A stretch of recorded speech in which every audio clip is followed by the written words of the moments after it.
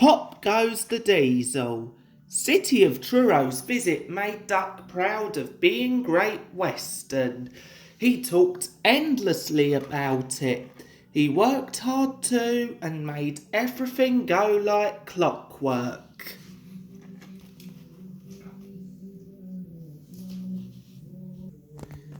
The trucks behaved well and the passengers even stopped grumbling. But the engines didn't like having to bustle about. There are two ways of doing things, Duck told them. The Great Western way or the wrong way. I'm Great Western and don't we know it? They groaned.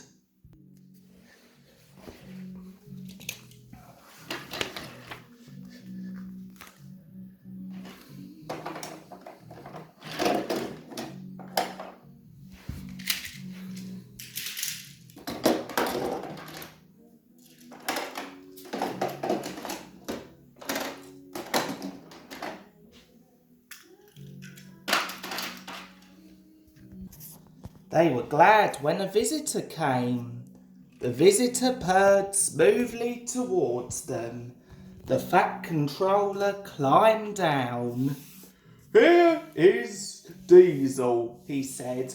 I have agreed to give him a trial. He needs to learn. Please teach him, Duck. Good morning, purred Diesel in an oily voice. Pleased to meet you, Duck. Is that James and Henry and Gordon too? I am delighted to meet such famous engines. And he purred towards them. The silly engines were flattered. He has very good manners, they murmured. We are pleased to have him in our yard. Duck had his doubts. Come on, he said shortly. Ah, yes, said Diesel. The yard, of course. Excuse me, engines.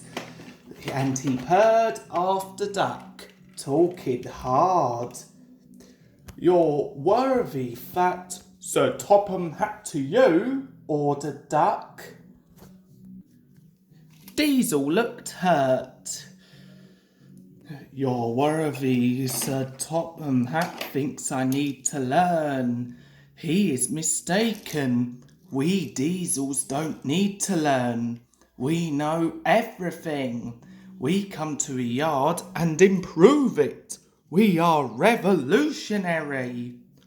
Oh, said Duck, if you're Revo Thingamy, perhaps you would collect my trucks while I fetch Gordon's coaches.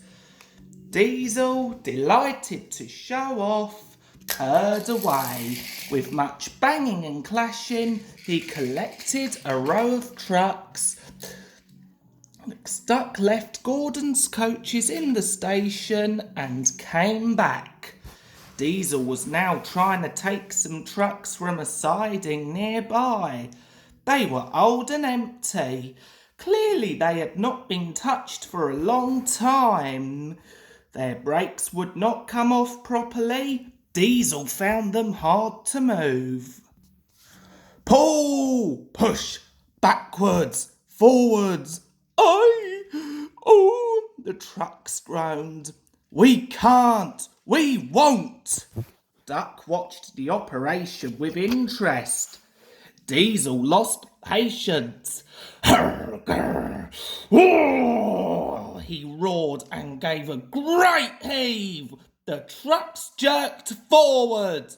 Oh! They screamed.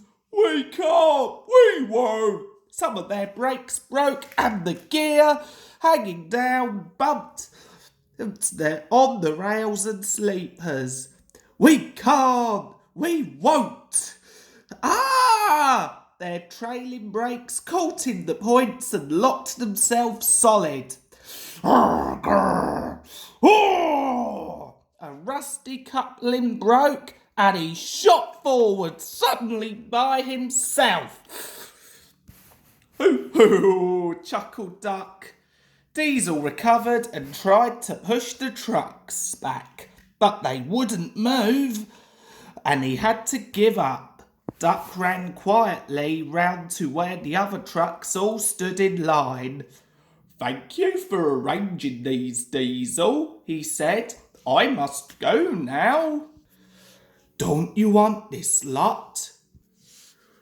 "No, thank you." Diesel gulped. "And I've taken all this trouble," he almost shrieked. "Why didn't you tell me?" "You never asked me. Besides," said Duck innocently, "you were having such fun being whatever it was you said. Goodbye."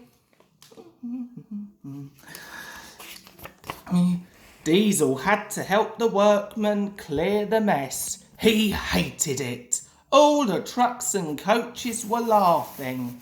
Presently, he heard them singing. Their song grew louder and louder, and soon it echoed through the yard.